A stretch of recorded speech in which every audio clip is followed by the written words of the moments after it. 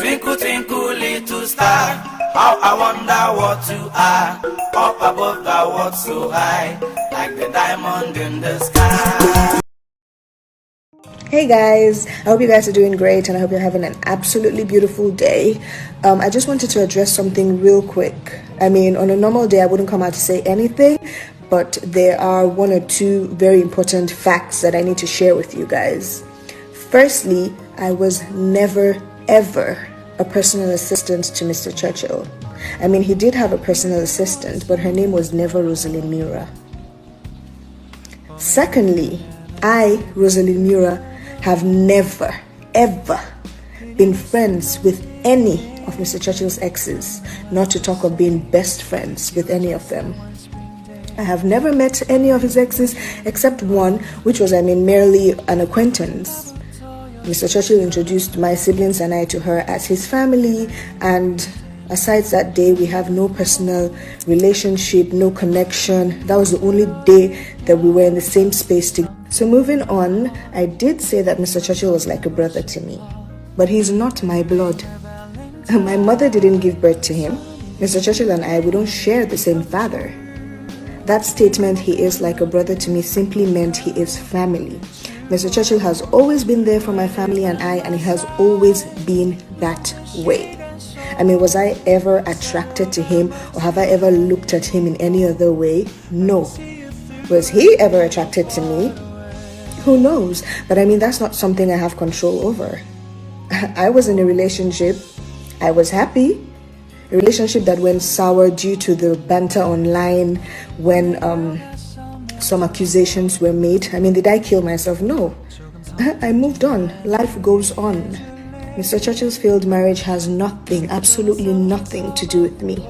The same way you guys read and heard online that I was the reason for his broken marriage was the same way I read and heard online that I was the reason for his broken marriage. Before then, I never knew that the relationship I had with him before he got married was a problem after he got married. I didn't get the memo. No one confronted me. I was never aware of any of such. Whatever it is that happened in his marriage, I had no knowledge of at all. The same way you guys read online what happened was how I read online what happened. I mean, I knew him. Why would I wait for him to get married and then start playing hide and seek? It doesn't make sense. After Mr. Churchill got married, things were still the same. He was still there for my family and I. He would take my siblings and I out. I would invite friends, male, female. He never had a problem with it. We would have so much fun. And when it was time to work, we would work. I'm not a lazy youth. I have goals. I have aims. I have an ambition. I have things that I want to achieve in life. Mr. Churchill made that possible for me. He exposed me to a lot of opportunities and I am forever grateful. So when it came to work, it was always work. You would see us places, and that's because throughout me going around with him, his foundation and other stuff, I was learning in the process. It had nothing to do with intimacy. It had nothing to do with me following him because I liked him. I did like him, but like I said, like a brother, family. After his marriage crisis and after he got divorced, I was still there. I never left. Why would accusations and people talking make me leave? Leave to where? I never left. I never abandoned him. Obviously, he was a different person. Not much fun.